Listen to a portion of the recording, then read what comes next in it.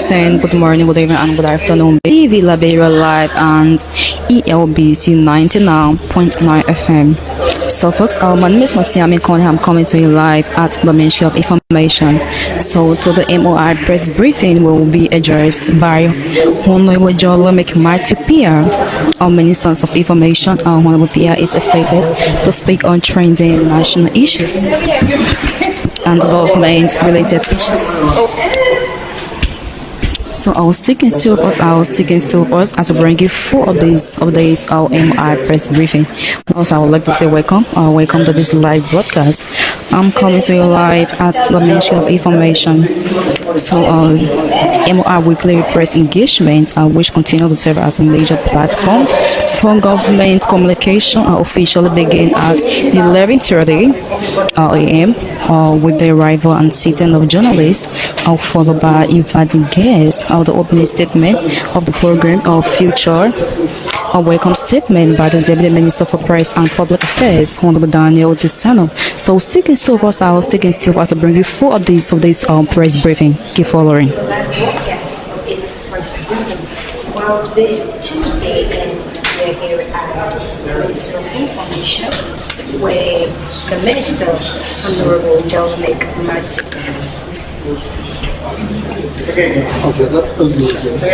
So I was taking still for us, bring you 4 of these press briefing. Information where we will be bringing you a live broadcast of its press briefing. Well, today is Tuesday and press conference takes place in the Charles Brown Press Hall and it will be addressed by the Minister of Information, Dominic Matthew Piah. Well, the Minister will speak on trending national issues. Well, we have the Deputy Minister for Press and Public Affairs here currently. Good afternoon, Minister. Good afternoon. How are you? I'm good. Can you bring us up to speed on some of the issues that the Minister will speak to today? Well, there are a number of issues of national concern that Minister Piah is expected to speak to today. The President, His Excellency Joseph Mbwaka, was in Conakry yesterday for a very major meeting of the leaders from the Manaroro region. He arrived in the country late last night.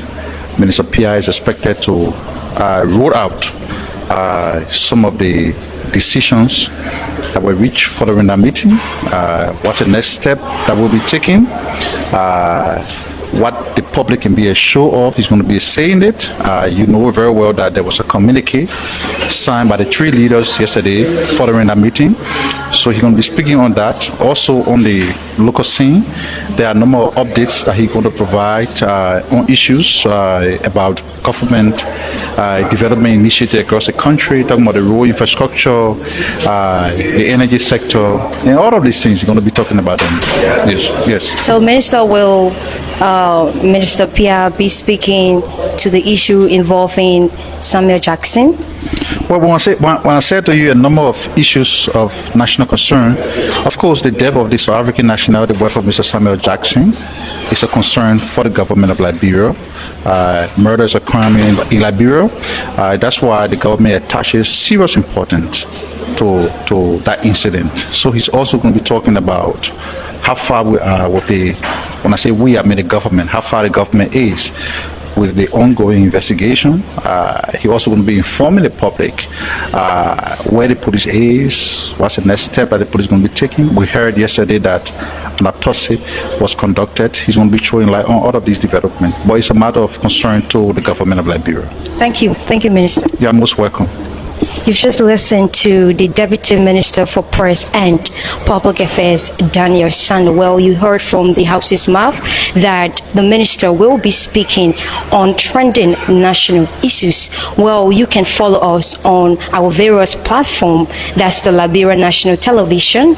We have social media and also the radio. Keep tuned.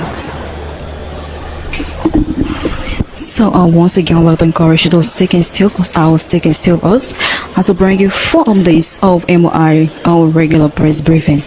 So today MOI press briefing will be addressed by Honorable Matthew Piah. Honorable Piah is the Minister of Information. So let's now take a walk in the Charles Brown Conference Hall where the press conference will be held.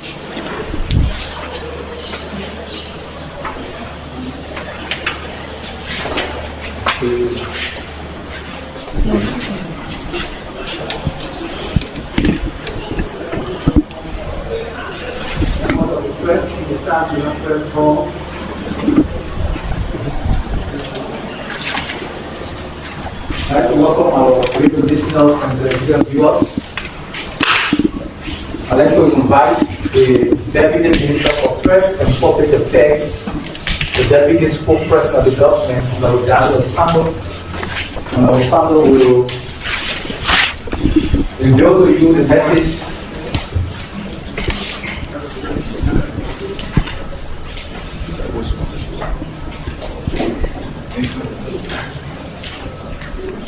So I would like to encourage you to stick and still first. I will stick and still first as I bring you full updates of MOI press briefing. So there is Honorable Daniel Utisano, our Deputy Minister for Press and Public Affairs. He's pretty seated. Honorable Rufus Paul, our Deputy Minister, Assistant Minister for all technical services is pretty seated.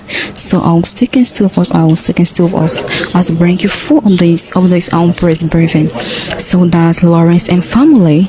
Lawrence and family is acting as 60 Minister for Information Services alongside his principal deputies, our Prestilion Noah. So I'll stick and still first. I'll stick and still first to bring you full updates of this press briefing. So to the MOI press briefing will be addressed by Honorable Jolemic Piah. Honorable Piah is the Minister of Information. So any moment from now, Honorable Piah will be in. So I'll like to encourage you to stay with us. Don't you go away.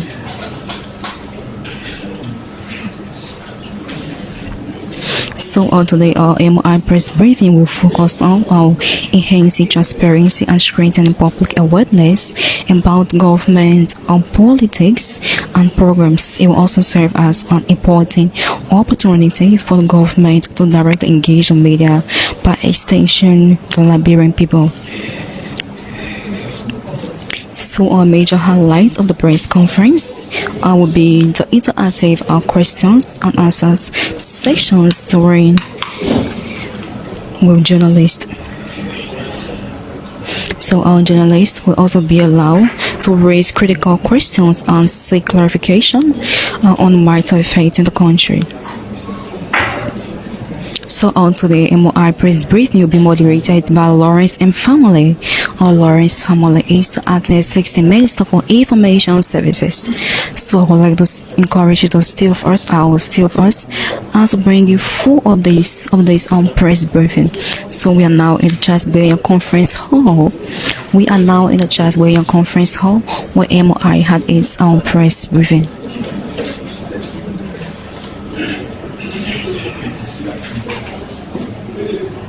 So any moment from now,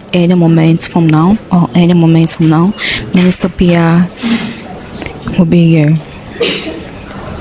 So the Ministry of Information says these initiatives is part of its broader communication strategic aim at promoting on fit and consistent government message on the theme one government, one platform, one message, and one goal. So the approach will seek to improve the communication, dissemination of coordinated, clear, and accessible to all citizens. So sticking still first, I was sticking still first as I bring you full updates of MOI press briefing. So any moment from now, the Deputy Minister, the Minister of Information will be here.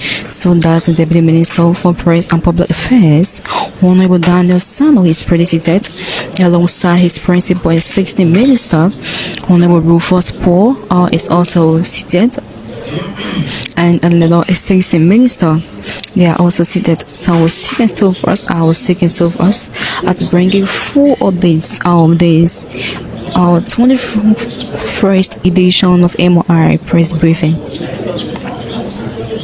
So wherever you are joining us from, I would like to say welcome to this live broadcast. I'm coming to you live at the Ministry of Information for the 21st edition of MOI regular press briefing.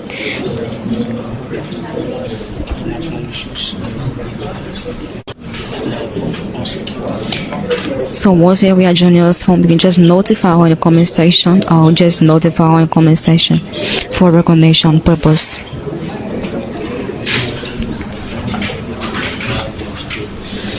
So that's Honorable Daniel Otesano. Honorable son is already here, along with his principal deputies. Honorable Rufus Paul, his predecessor. So any moment from now, Honorable Jeremiah Mighty Piah, Ministers of Information, will be here any moment from now. So I'll stick and still first as I bring you full updates of MOI Tuesday's press briefing. Keep following. So just notify in the comment section where you're watching us from.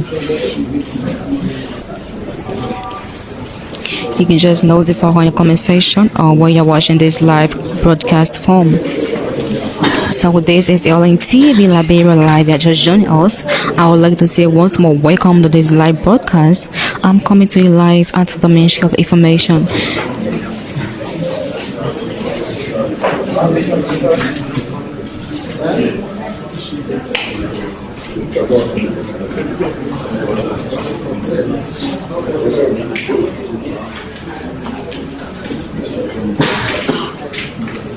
So we are still here awaiting the arrival of Honorable Piah.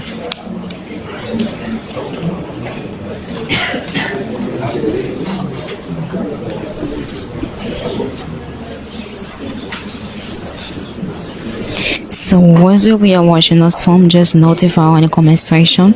Also, let's now go to the comment section. Emmanuel Kekula said on good news. Emmanuel Lorena Goto said great minister. Vanny Morris said watching from Amagashan community. Also welcome Vanny. Also please like share this live broadcast. So Moses Adri said Gehan, Daniel Yankona say I'm watching from MFDP. Daniel Yankona, thanks for watching. George is watching. William Cooper is watching also. Antoinette Wick is watching. Anthony, thanks for watching. Prince Dakat is watching. Prince, thanks for watching. Prince Reese is also watching with us. Prince Reese, thanks for watching. So once again, I'd like to encourage you to please like share this live broadcast. So any moment from now, Honorable Piah will be here shortly. So Tiene and Kian is watching. Tiene, thanks for watching. Crown Prince is watching.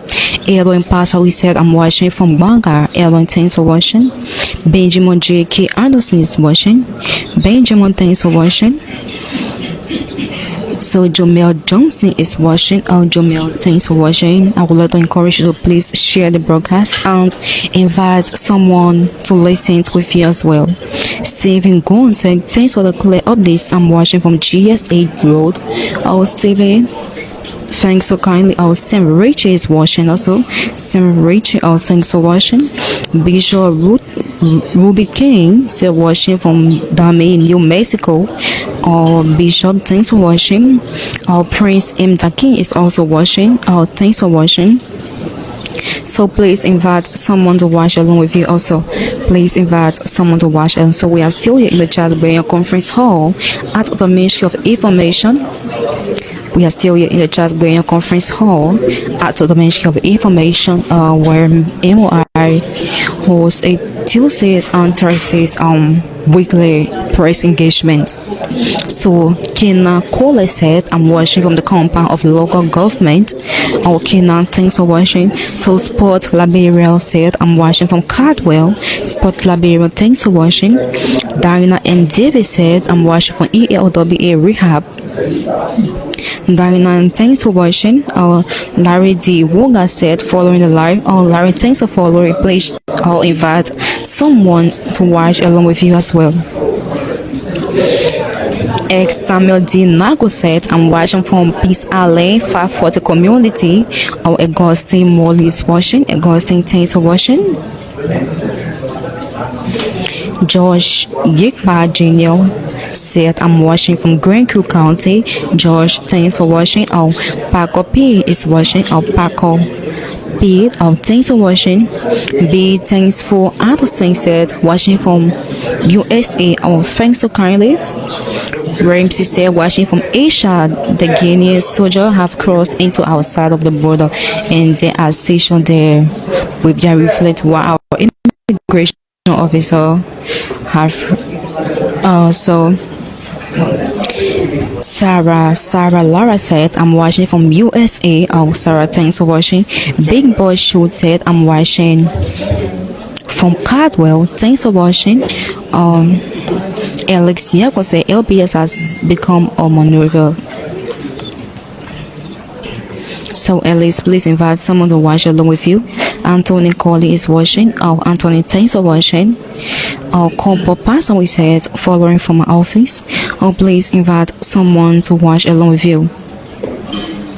So Martin Dobby Brown said, we hope the minister will show light on the recent development of Guinean soldiers crossing the border after the summit here yesterday. So Martin, just sticking still for us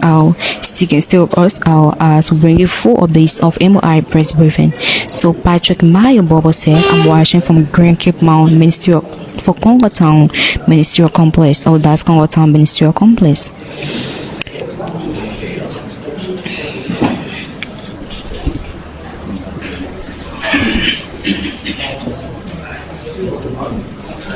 Stephen Gone said, please ask Minister to provide updates on the news circulating this morning that Guinean soldiers have once again crossed the border. Also, Stephen, please still with us,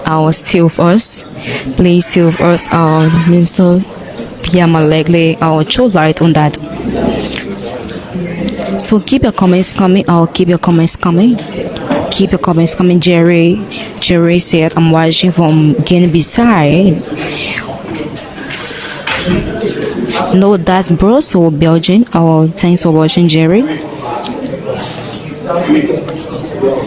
So sticking still with us. This is LNTV Liberia Live and ELBC 99.9 FM.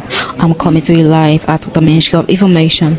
So today is the 21st edition of MOI, Tuesday's press briefing. We are here in the Chasboyan Conference Hall, where MOI initially hosts a Tuesdays and Thursdays press briefing. So any moment from now, our Minister Piah will be here shortly. Any moment from now.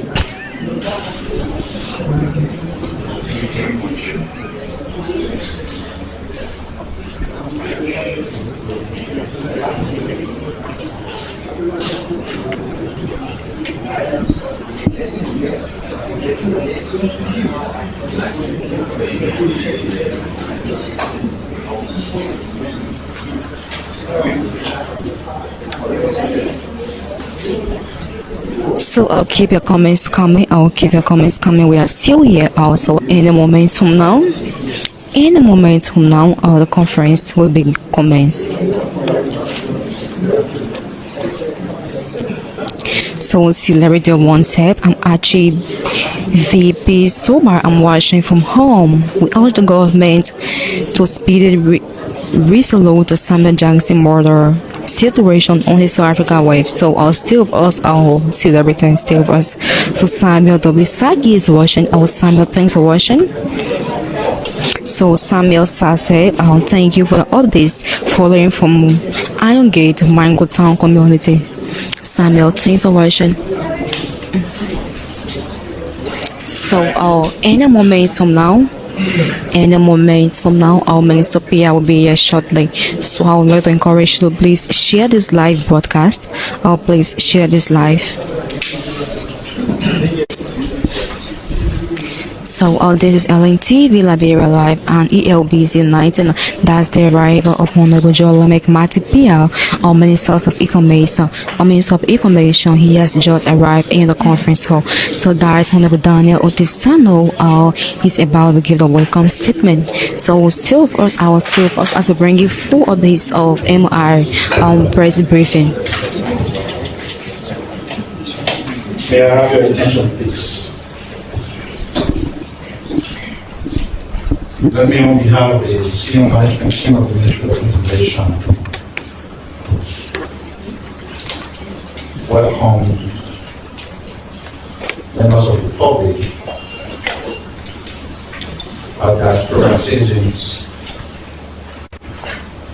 and residents who are following via the radio stations, state radio, EFBC, the host of other community radio stations across the country.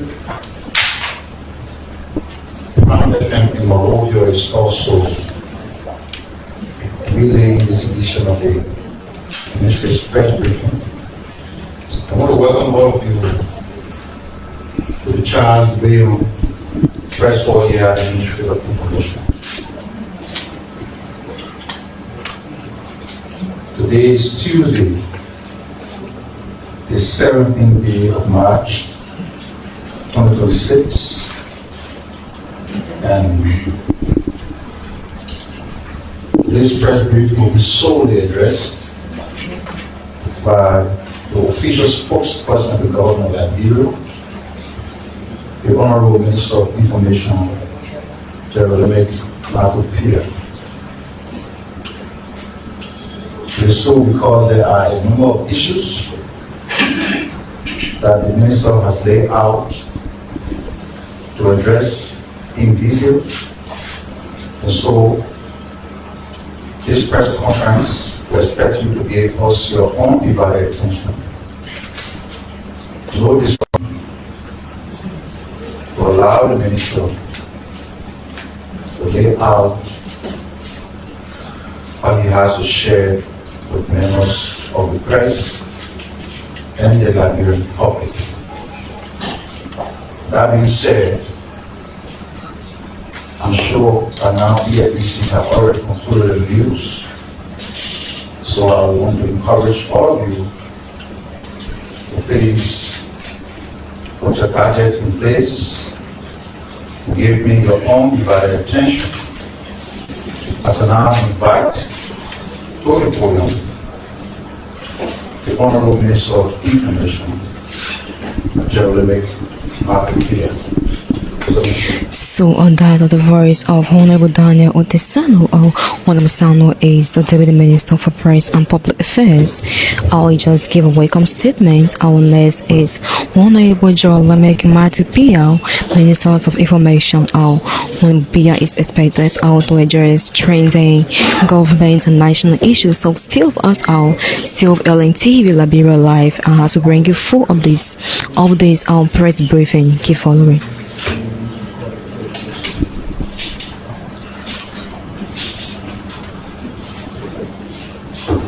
I would like to welcome all of you back here after a long weekend to the holiday event and to be engaged with what is routine here at the Ministry of Information that comes to so,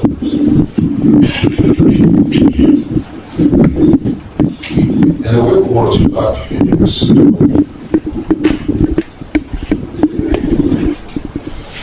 set out the last spirit of all the words of God.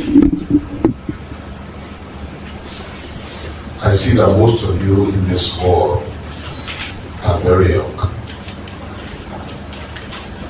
So it shows also that many of you here may not have seen the war that was fought here in Liberia amongst ourselves.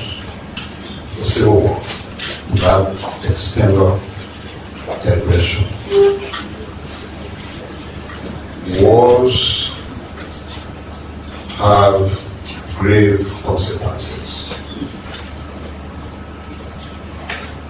So it is only proper for nobody anywhere to see war as an option. And that is the reason why those of us who've seen war and who know what war is and are opportune to be today's leaders every time within our powers to seek very peaceful means this constantly. And that's exactly what we've been trying to do with regards to the situation at our borders. And we believe we've been on the right path. But different segment of people got their own responsibilities, including leaders who are now engaged in the day-to-day activities that we undertake as a government when we are faced with these kinds of situations, including ordinary citizens and including you who are journalists. And I'd like to start with our leaders. We know that we are in the AI period. We know that anybody can try to caricature any image, including images of each of you here, in every form they want to have it. When those doing so are not people in position of authority, then they're just doing what they're supposed to do. But those doing so are national leaders. You got to reflect on what the implications of what you try to do is. You have a crisis situation that we manage. If a national leader takes the image, generated image of the leader of the country, dressed in purported military attire, and say the leader is ready. If you are a national leader, what kind of message are you sending out? Are you helping with the process meant to mitigate the situation that has a potential of leading to something bigger? What do you consider your role in such a situation? Do you forget that those kinds of postings and imageries can be exploited by those who want to exploit it to suggest that if Minister Piah is a national leader in Liberia and he's posting this and saying this, it means that is the path the country has chosen to take? Do you consider that implication? So without wanting to address any particular issue, because it will take away from what we want to achieve, we want to send out a general advisory to all those in leadership. Whether you are a minister, whether you are a judicial official, whether you are a member of the legislature, wherever you are in the public space playing national leadership role, you've got to be careful and circumspect about your activities on social media. Especially if you choose to use a crisis situation in a way that leads to maybe you think it's fun making and not being cognizant of the implications thereof. If I, in my capacity as a Minister of Information, posted my leader in the military regalia and say, yes, the leader is ready, that's not positive messaging. If the other side of the party takes it and interprets it as an indication that this is what the country is ready for, this is what the country wants, maybe that's not what it portrays. But because what you've done is being left at the discretion of people to interpret it the way they want, it doesn't help to solve any problem. It leads to escalation. And no national leader, on any circumstance, should come that low and see an emerging national crisis as a fun-making element or as a social media gimmick. We carry huge responsibilities on our shoulders. As leaders, we should set examples that our people should follow. We should provide leadership, direction, and guidance. And we reduce ourselves to those kinds of roles. What then do we expect from the ordinary citizens? So we'd like to strongly caution our leaders, irrespective of what branch of government they work for,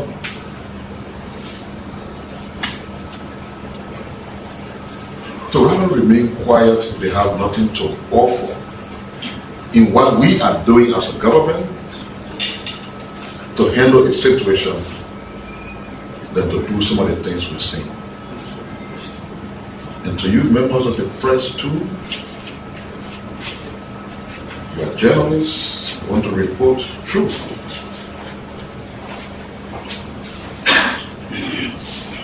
But your reportage around a situation with grave potential of escalation should be done with utmost responsibleness, a sense of nationalism, love for country, patriotism. The government has been very transparent in communicating around these issues, but the government has also been very careful in how it's been communicated. And the way you report, the way you provide coverage, must be in a way that aids whatever we're doing to maintain the peace, the security, and stability that we all need. You can wake up from your house in the morning and go to your different assignments because you have peace. You can go to bed and sleep sound, wake up in the morning and do other things you're supposed to do because you have peace. You can move around when day breaks and find food and other needs for your families because you have peace. These conditions do not exist in times of war. And this is the reason why I stress that looking across the board, maybe with the exception of a few persons, maybe like Al Buya there, but I'm not sure many of you here saw and know what war is. See where we currently are, there's a global conflict ongoing. That conflict is not taking place yet, but the repercussions and implications are felt here. Whether it's with daily commodities you need to take care of yourselves and your families, whether it's about petroleum products, or whether it's the staple you eat that you don't produce. That global crisis has the propensity to impact everything in ways that brings huge consequences and repercussions out of us. That's what war is.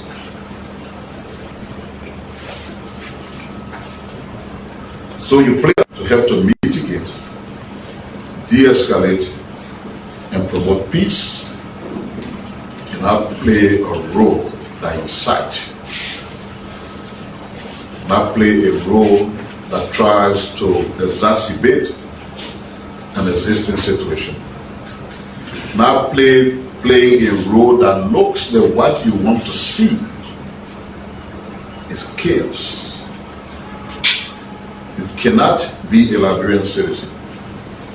You cannot be a Liberian leader. You cannot be a Liberian media personality, or you cannot be a Liberian citizen who does not contribute peacefully to an ongoing process meant to maintain peace,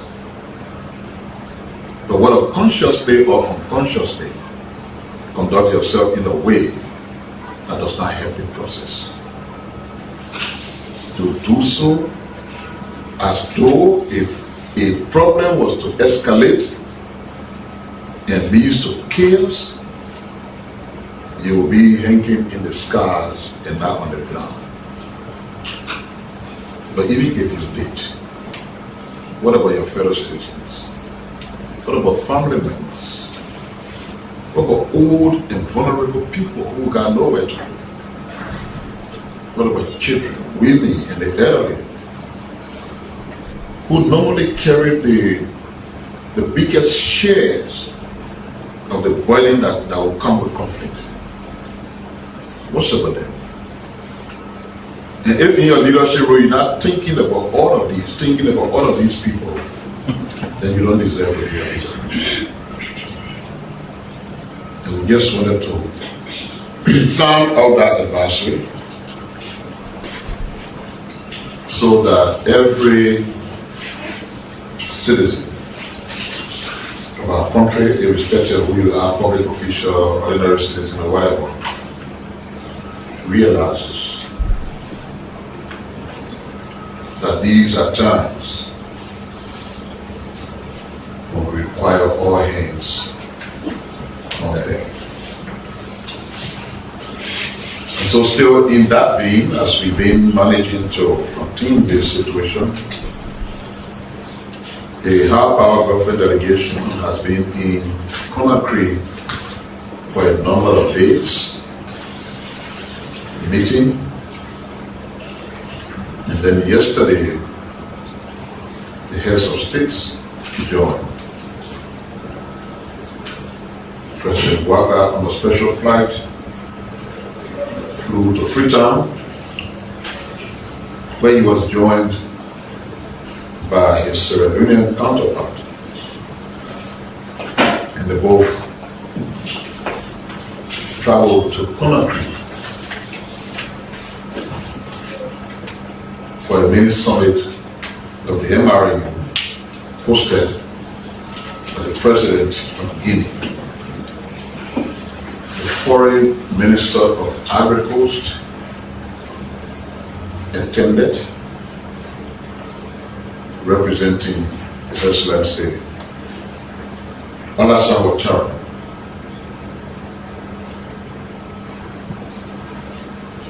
The summit was part of an effort that is collective and aimed at preserving stability along the common borders of the region, strengthening security cooperation, consolidating good neighborliness between mainly the three countries, Liberia, Guinea, and Sierra Leone.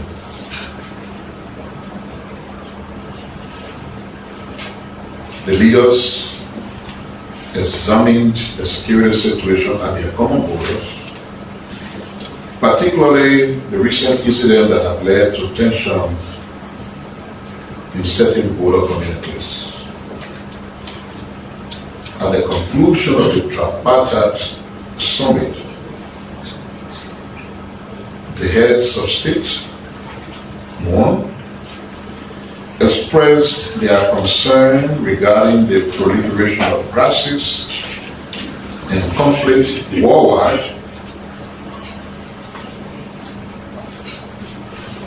that comes with economic, security, and humanitarian repercussions that particularly affect developing countries. They reaffirmed their unwavering commitment to the principles of sovereignty, inviolability of borders, territorial integrity, political independence, good neighborliness, and fraternity,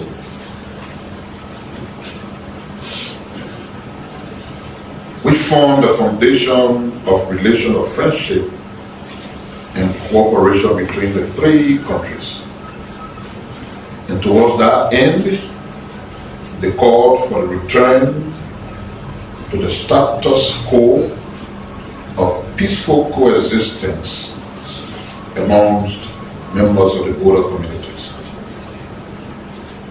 They recommitted to peace, to security, to stability, and development in the Mana River Union countries. They recommitted to solving border issues between and amongst their countries in the MRAU region through peaceful diplomatic settlement consistent with Article 33 of the United Nations Charter. They recommitted to joint security cooperation to combat insecurity, terrorism, transnational organized crimes, and trafficking. They committed to jointly develop and promote economic activities in the border areas for peaceful coexistence and prosperity of the people. They encouraged the pursuit of economic cooperation and regional integration initiatives, notably in the fields of trade, infrastructure, energy, environment, and free movement of persons, goods, and services. They decided to strengthen collaboration between their defense and security agencies through intensification of joint border patrols and operations, regular exchange of security information and intelligence, the establishment of rapid communication mechanisms between local and security authorities. They instructed the agencies in charge of border issues to meet as soon as possible to prevent and contain incidents, facilitate dialogue between communities, and propose concerted solutions, as well as to pursue, with the support of regional and international partners, technical work regarding the clarification and demarcation of territorial borders and maritime borders to avoid any divergent interpretation. They agreed to strengthen joint border security and surveillance mechanisms, notably through intensification of cooperation between defense and security agencies in the implementation of common conflict prevention initiatives. They agreed to convene a summit of the Mana River Union within 1 month with the aim of revitalizing its institutions to facilitate regular dialogue on peace, on security, and development amongst member states.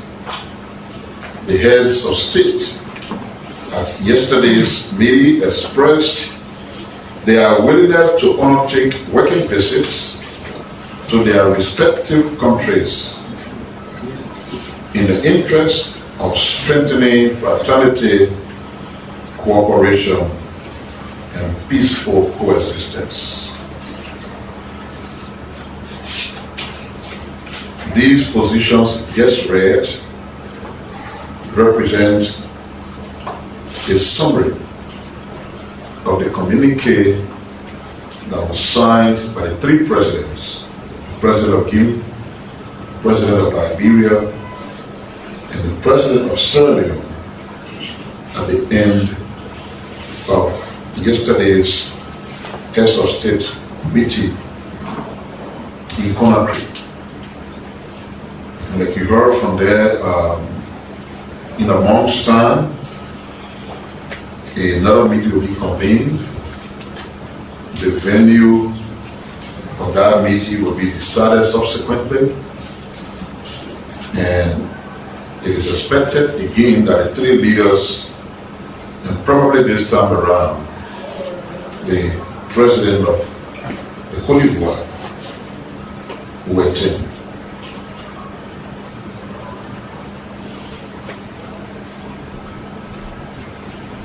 the global situation is ongoing with regards to war in the Middle East. As a country, we continue to tread very carefully so that the repercussions of that war on our own economic and other activities are consistently intact. We're keeping petroleum products and other essential goods available. What we could not be able to control would be pricing, because these are part of the global marketing activities. So if a barrel of crude oil is $100, then it determines what the price is at that time. If it goes to $200, yes, then of course the price is adjusted, because those who bring the petroleum products, they buy them. So what we continue to do is to be quickly adjusting when there is also global adjustment. So every time the price on the global market, we hope that that doesn't take long. We hope that whatever the situation is globally will be resolved the soonest, so that things will be okay with everybody. But as long as the product is available, irrespective of what the cost is, we'll always make sure it is here. And what will happen is we will have to pay for what we want to utilize consistent with what the global price is. The government is fully committed to doing that. We're working with all the importers to make sure we all remain on track. What we will not tolerate for an inch is this: no one will be allowed to create a situation that leads to scarcity or artificial shortage. That will not be allowed to happen. This is the reason why the LPRC and the government as a whole is very keen as they put up, because we, through the LPRC, put up petroleum products that are available to the importers. Yesterday, and as it will continue, the joint team will continue, and led by, in most cases, by the managing director of the LPRC himself, will continue to be in the field. They give you the product so that no product will have to be available. And when you say product is not available, they will be in the field. And you have to sell the product. But any importer of petroleum product who tries to create any semblance of artificial shortage, who try to hoard products, the LPRC has said, and that represents the position of the government, that when you are caught, your operational license will be revoked. This is an issue that we will not compromise. Those who always have the desire to exploit these kinds of global circumstances should be aware and should be warned very strongly that the action that awaits you, if you're a businessman and you want to keep doing business, you will do that business continuously if you have the legal grounds to do so, and that is by virtue of the operational permit you have. And if there is an attempt to exploit the usage of that permit, as we try to mitigate a major global situation that every country of the world, including all the developed countries, are confronted with, there will be no hesitation in revoking your operational blessings. And be aware that the team of monitors will be constantly and consistently out there at your different storages, your filling stations, etc., to make sure that you do not create any kind of artificial shortage and try to paralyze economic activities. We all have to understand that this is not a normal circumstance that can be faulted on the government. This is a global crisis. And all we're trying to do is to navigate in a very successful way that global crisis to keep us afloat in having the products we need, even if it is at a cost that is consistent with what it takes to have the product both in country and on the market. The LPRC Managing Director told me that they do have products and efforts are being concluded to bring in additional products, and they will continue to work to do so. Because in their view, and that represents the view of the government, is it is better to always have the product here, even with the adjusted price based on what the global implications are, than not to have it. That is the commitment and the charge to keep on our part as a government. So you realize that most recently they made some adjustment based on the global pricing,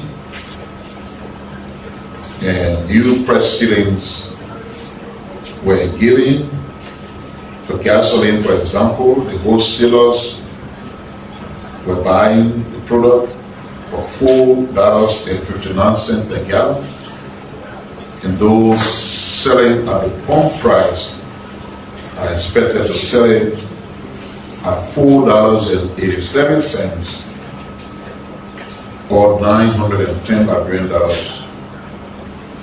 per gallon. For fuel oil, the wholesale selling was put at $5.50, much higher. And the retail or pump price, $5.78 or $1,080 per gallon. And that price structure is based on the Central Bank of Liberia current exchange rate, which they put at 187 to $1, ensuring local currency stability.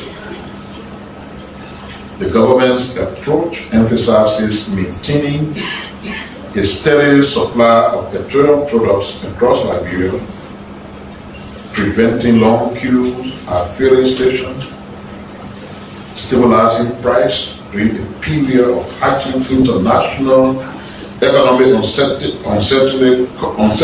caused by fluctuating oil reserves and global conflict.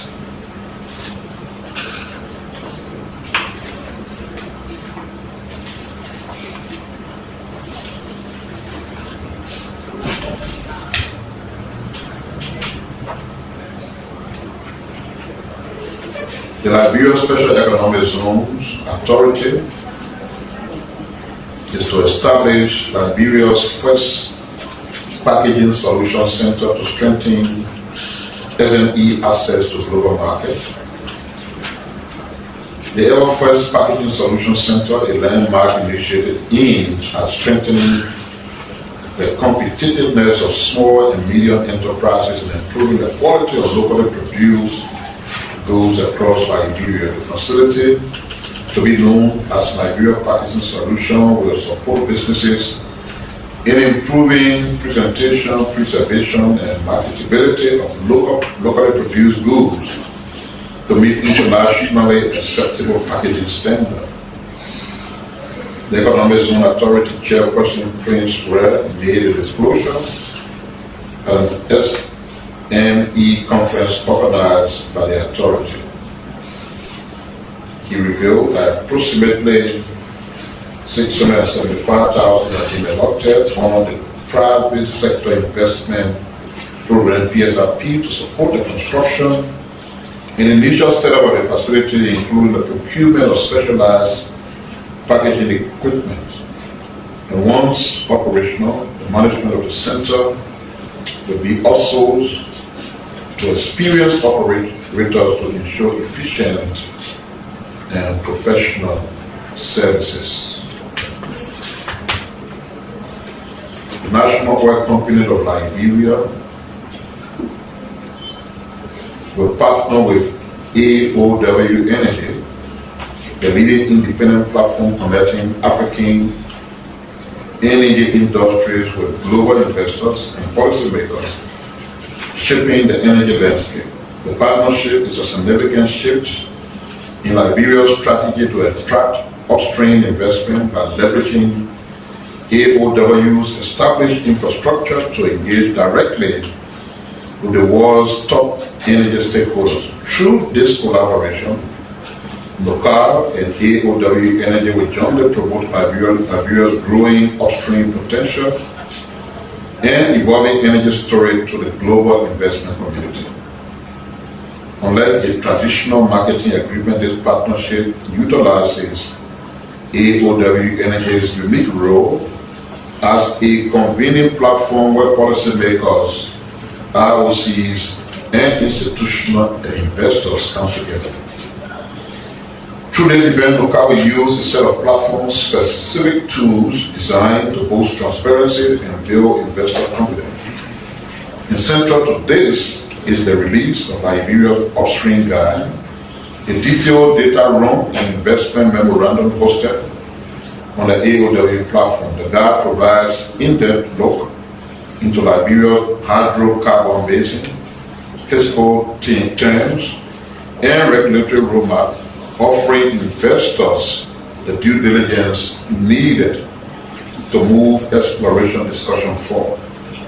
Additionally, the partnership enables high-level engagement opportunities. NOCA's representatives will take part in dedicated forums, investment summits, and curated sessions hosted by AOW Energy, facilitating direct dialogues with sovereign wealth funds, independent exploration firms, and major oil producers.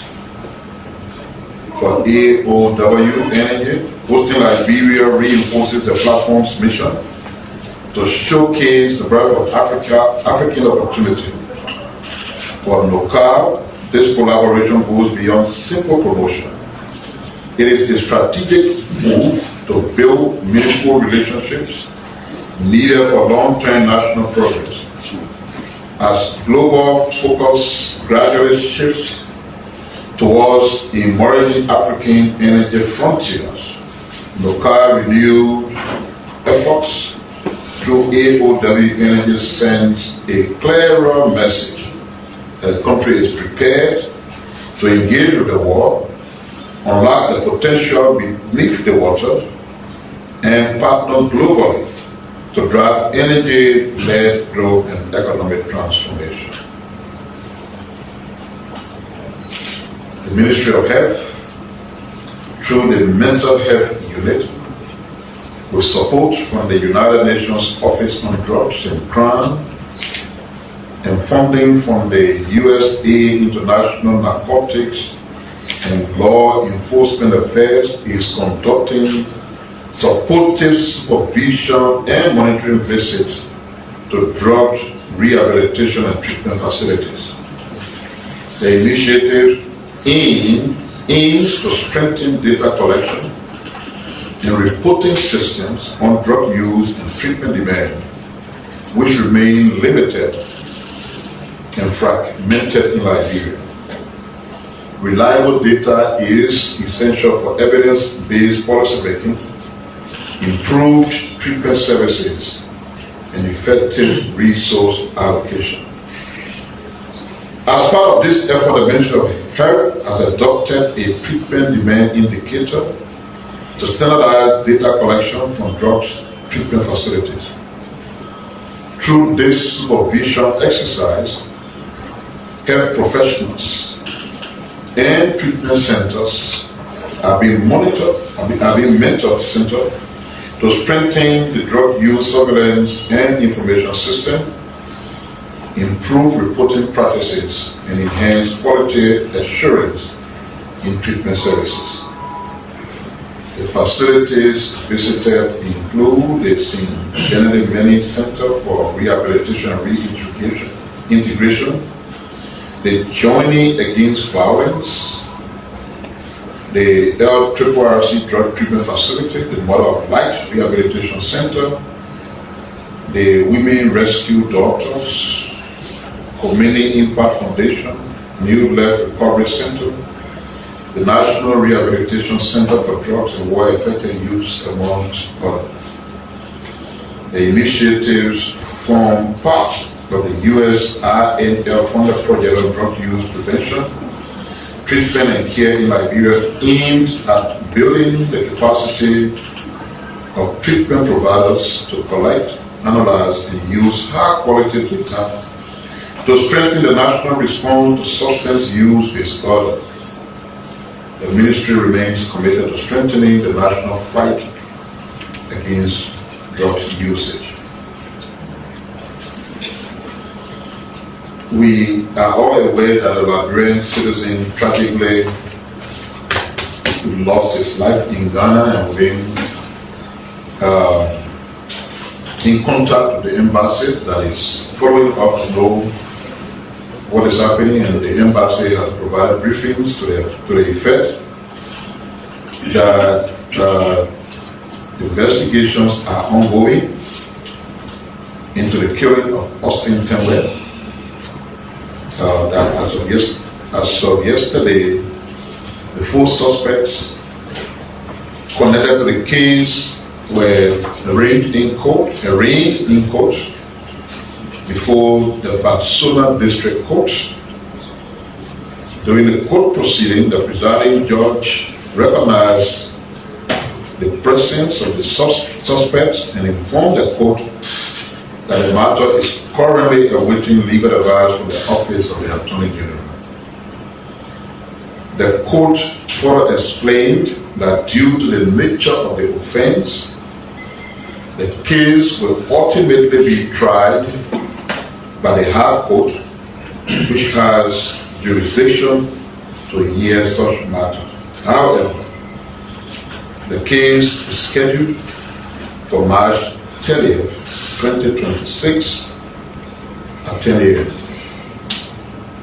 The Embassy of the Republic of Liberia in Ghana will continue to follow the case closely and will remain engaged with the relevant authorities to ensure that justice is served in accordance with the laws of the Republic of Ghana, while providing moral support to the family of the late Austin Tenwell.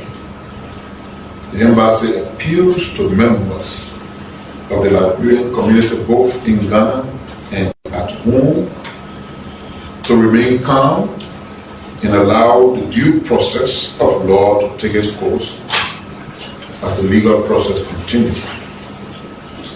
Further updates on the case will be made available when the embassy got seen.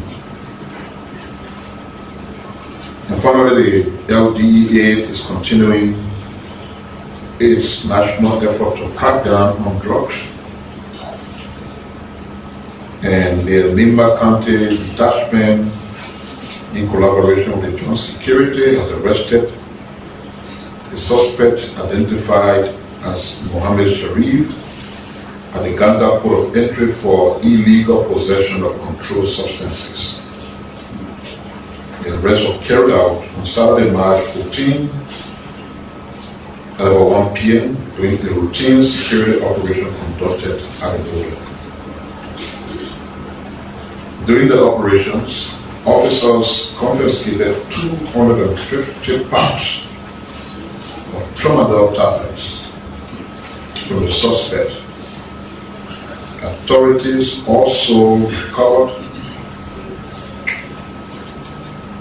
700,000 Guinean francs, equivalent to approximately 14,000 Liberian dollars.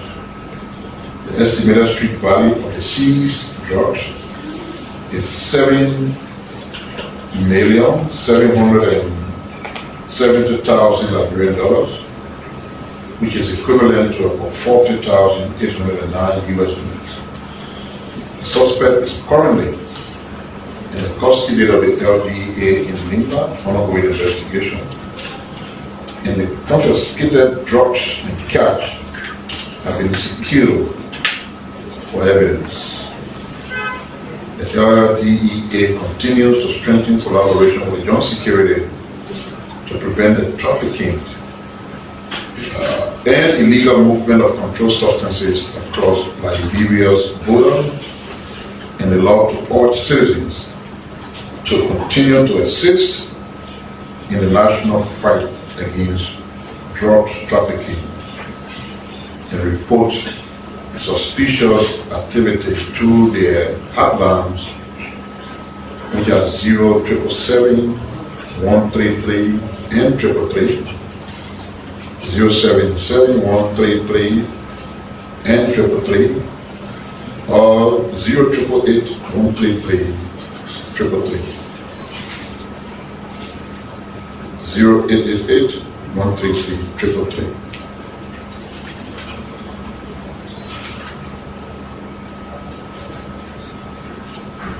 And just a foreign to what I said, that there will be strong monitoring of those who are charged with the responsibility of selling petroleum products.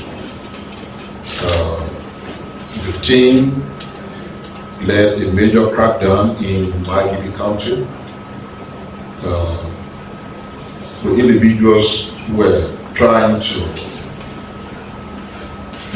inflate the price of petroleum product and up to 1,000 gallons of seeds.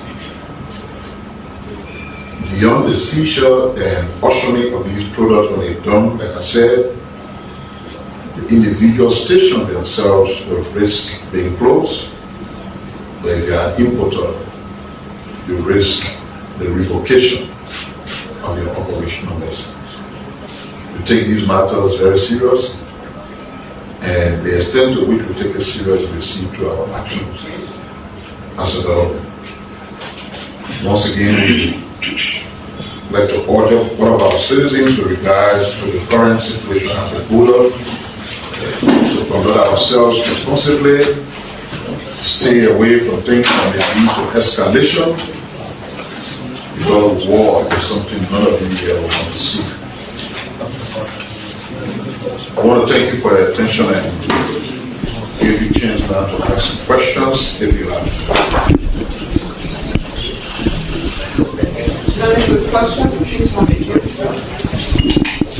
So that's the presentation. That presentation was done by Honorable Jola Mekimati Piah. This is questions and answers by journalists. Thank you. My name is Malam Mokolu, and thank you, Mr. Piah, for the offer. But as you have already given information to Liberians, especially about the summit between the three nations, best part of that, information is currently being reported that the Guinean soldiers have now crossed the Solomba River, and then currently citizens from that side are currently leaving their residence. So what is going on, what this government is doing? And if you permit me lastly on the issue of the petroleum, I think at the kind of time, taxi drivers and other commercial drivers utilize it for their own gain. What is the message to them from the angle of the government? Saying you spoke to importer. Thank you. Quiet, please. My name is Joseph Sally and I report for Lata FM and TV. Honorable Minister, please, I want to say something. I traveled to Lofa on a Thursday and returned on a Sunday. And when I went, I drove from Salai when I got at my town junction, Zowolo, drove from Zowolo to another time Bakidu, and I saw serious improvement on the issue of the road. And I was mandated by my people, because once you are a journalist, you feel like you're always around, the president and around government officials. So I was mandated by my people to come to say these things, to send their thanks and appreciation to the president for his commitment in improving the roads, because it's been long. When I was there last July, because I spent the 26th, and the road was in a very, very deplorable condition, and they are so much happy. So I want to say thank you so much to the government for that. But my question here is, in further to that, I also went to the border, but this issue here, it raises serious concern. Yesterday we saw the president, traveling to Guinea, and for me, I still believe that information surrounding this whole thing is not given properly to the people. There are a lot of people who still believe that they want to know what was discussed between the both presidents on the issue of this land, whether there are certain sides still belonging to Liberia, or there are certain sides still belonging to Guinea. Thank you so much. I think these those were all the questions. So that's 8 for questions. Next is response by the minister. So if you're just joining us, I would like to say welcome to the live broadcast. I'm coming to you live at the Ministry of Information. So this is LN TV, Liberia Live, and ELBC 99.9 FM. When Piah is about to respond to concerns that was raised by our journalists. So our sticking still was bringing full updates of this press briefing. Like each of us do. That questioning comes also to myself. I'm the Minister of Information. I'm not a head of security. So it means every time you see me come to you, like during this crisis, I have issued, the Ministry of Information has issued 2 separate press statements. The content of those press statements were not imagined by me. They were provided to me by the appropriate authorities. And that is how crisis communication is managed. If I have additional information to give you concerning the border, I'll be briefed by the relevant actors, and then I bring it forward to you. And I say so to say I cannot respond to the query made by the first person who asked question talking about Guinea crossing back into the border. When you're having a crisis situation and you're resolving it, it's not straitjacket. Not managing a creation problem where somebody just come and say, let the confusion end. Even if you sign a communique as you do, and then it's over. What you should be more concerned about, which we've done effectively, is whether you saw somebody crossing the border, whether you saw Liberian crossing the other side of the border. You have not seen whatever the misunderstanding is at the border escalate into an act of war. That's what we're doing as a government. So if you say, oh yeah, they had a conference yesterday and somebody crossed with the border, like I said, I can't confirm that. I will talk to the authorities. But if you see somebody cross there and did what? Launch an attack on Liberia. 1,000 persons have been killed, hundreds wounded, towns burned. Is that what you say? So once you fall short of those issues, it means that the issues there are resolved. That is what the government is interested in. And no one is bigger than the leaders of the country. The soldiers who come to the border, the individuals who do different things. It is the president of the 3 countries that met, not people, not their representatives, not their proxy, themselves. So it shall be well.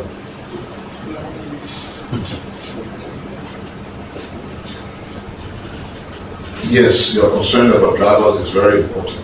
What I know normally happens during this period, when the new pricing release, transport fares normally are brought alongside. I haven't seen one, so I will find out from the Ministry of Commerce and Ministry of Transport to see what jointly they are doing to guide the transport process consistent with the changes we'll continue to see in the price of petroleum product, because, and I will say continue to see, because it's not something that you can control. Each of you here, you will be selling market.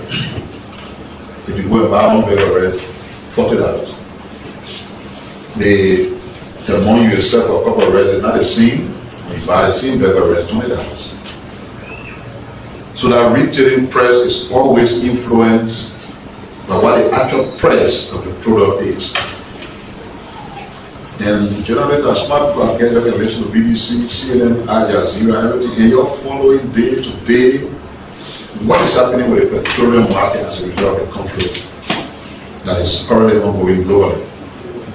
And what we will do, like I said, I want to re-emphasize is we'll always make sure the product is here. How much we all pay for it will depend on what the global price is. There's zero anybody can do about that. It's better to do it that way than to not have the product. When you don't have the product, nobody going to have it. So many things will shut down. People in some places still rely on petroleum product to generate energy. Hospitals, schools, and other places need standby generators that petroleum product. Right now, we're doing the press conference when LAC is on now. If LAC went out, I got to go put the generator, and I want to go inside a petroleum product. So that's how important it is, and that's why we pay very serious attention to it. When the young man from Lata TV said, people stay away to hear what you say. The first several minutes of the press conference explained to you the content of the communique. It says to you the leaders recommitted themselves to solving the problem and the border diplomatically and through peaceful means. You can interpret that one to your people. And from Zulu, or where you say you're from.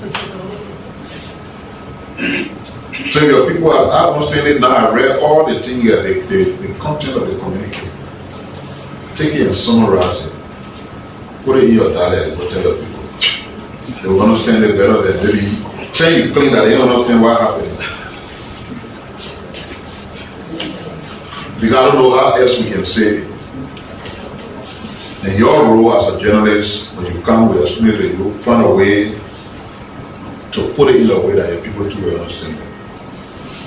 And you always remind us at this press conference about your local route.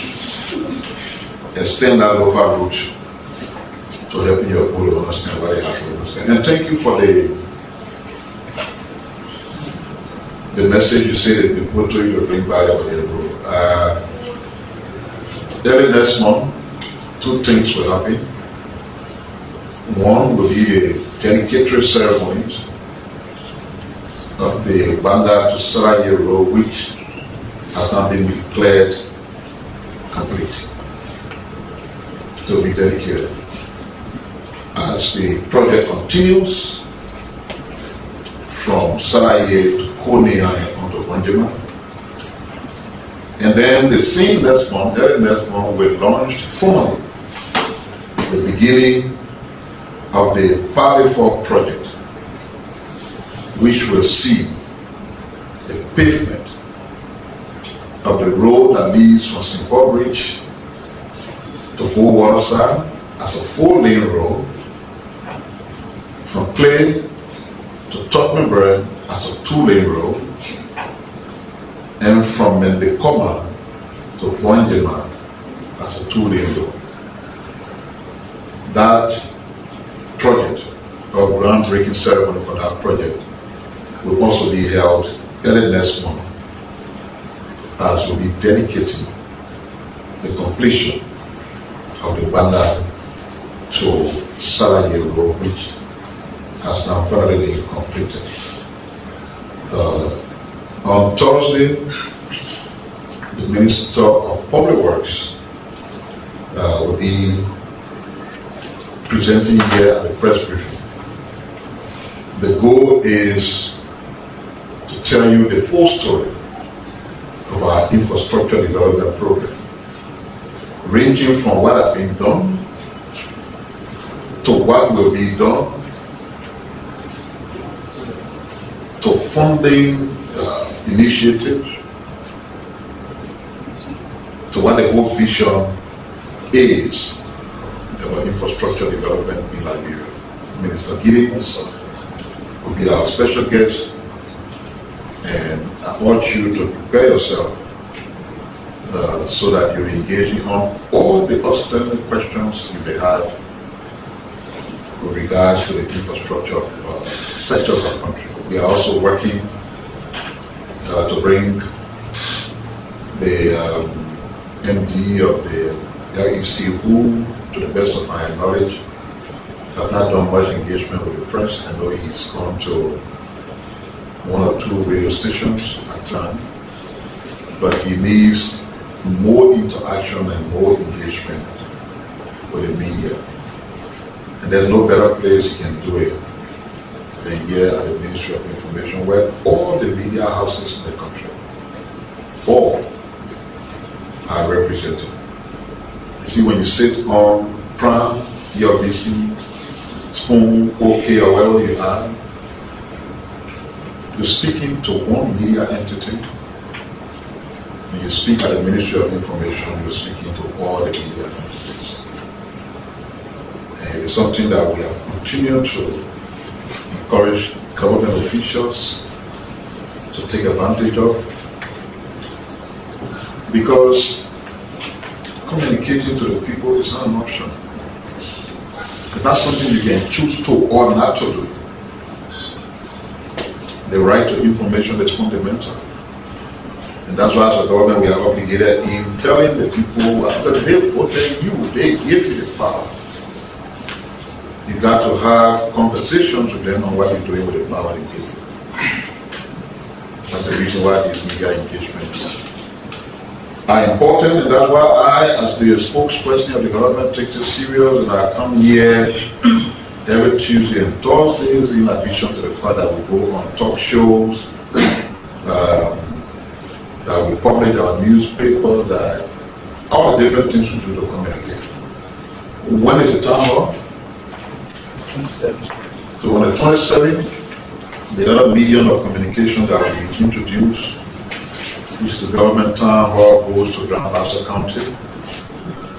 And that edition is like a legislative edition, because the two persons that will be presenting there will be the Honorable Speaker of the House of Representatives and the President pro tempore of the Liberian Senate. Those will be the two guests, because we've tried our best to always not portray the Ministry of Information like a mouthpiece of the executive, but rather the mouthpiece of the government of the Republic of Liberia. So we always provide, except where it's not embraced, it's not taken, but we always provide opportunities for all three branches of the government to be heard through this platform. If you notice, we want to say sympathy to Mr. St. Jackson for the death of his wife. You notice we didn't say anything about it because we want to give the relevant people, the police and others who are seized of that matter, to continue to do their work. We don't have to communicate anything about it, because you see the police through their spokesman doing a great job in updating the public. That should be enough. We also want to use this platform to reach our illustrious, dynamic and energetic Vice President of the Republic of Liberia, the Honorable Jeremiah Piah, happiest of birthdays as he celebrates his birthday today. Our prayer is that God will continue to guide him, to strengthen him, to grant him the wisdom that is needed so that he, together with President Braga, can continue providing the kind of quality leadership that they are providing. I particularly feel proud of Vice President Kuhn, and I do so because it is not common. You look all around the world, it's not common that a vice president has so much confidence from his boss. Whether you wanted to solve the yellow machine crisis, say, Mr. Vice President, take charge. Whether you wanted to handle pressing situations as they were unfolding, you say, Mr. Vice President, take charge. Whether you wanted to look at the Putu Mountain situation that we are looking forward to utilizing, you say, Mr. Vice President, take charge. It's not common. When the president himself, who said the vice president, made a reference that a vice president is like a raised car parked in the garage, it's true. But you know why it's always been so? It's when the leader does not give that space and leverage the vice president to excel. So as a former vice president, President Walker knows what a vice president goes through. And so he chose that he would not allow this vice president to experience what other vice presidents experience. And because the vice president too has proven that he's capable, that every mission he's being given, every mandate he's being given, he has executed so expeditiously that he's gained beyond normal level the confidence of his boss, President Joseph Imam. So on this day, on behalf of the government, I want to say to him, happy birthday, and God's continued blessing upon our great vice president, young and energetic. All of us in government, wish you well. Thank you for your attention.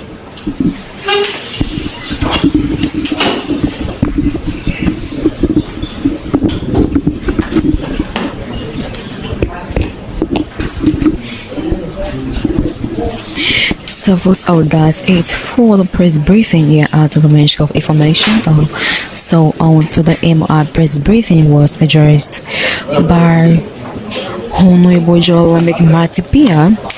Honorable Piah spoke on trending national issues. He spoke about the Regional Security Cooperation MOU between the Liberia, Sierra Leone, and Guinea. The head of state recommend to strengthen joint security cooperation to combat tourism, transitional crime and trafficking, promoting peace, resolution of border dispute through diplomatic channel.